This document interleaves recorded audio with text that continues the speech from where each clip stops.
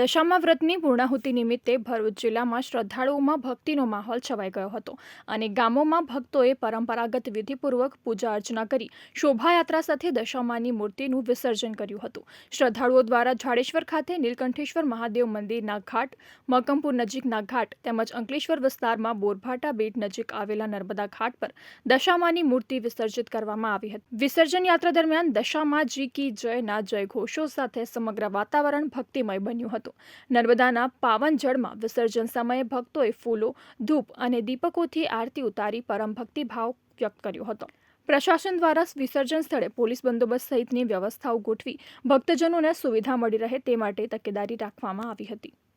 દશામા મૂર્તિ વિસર્જનના ભાગરૂપે અમારી ટીમ CBCN જે અહીંયા ઘણા વર્ષોથી આ કાંઠા પર સેવા આપી રહી છે, જે મૂર્તિ સાથેનો જે પૂજાપો હોય છે, જે નદીમાં જતો અટકાવીએ છીએ,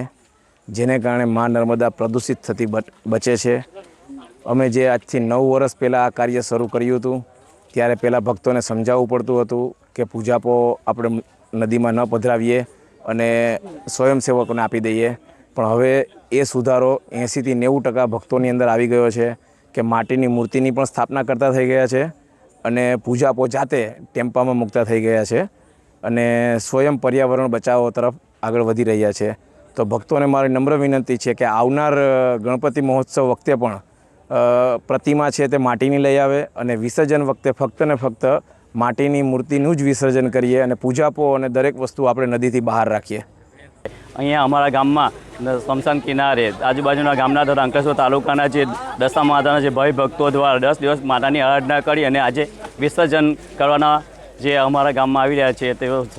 બધા જ ભાઈ ભક્તોને દશામા માતાનું વિસર્જન સંપૂર્ણ પરિપૂર્ણ સાઈડને થાય એ માટે અમારા ગામ સાઈડથી આજે પાર્કિંગની સુવિધા, લાઇટિંગ અને CBCN જોવા તેમજ ફાયર બ્રિગેડ અને પોલીસ વિભાગ દ્વારા જે કાર્ય કરવામાં આવે છે તે બિરાડવામાં આવે છે અને સૌનો હું આભાર વ્યક્ત કરું છું એ બદલ।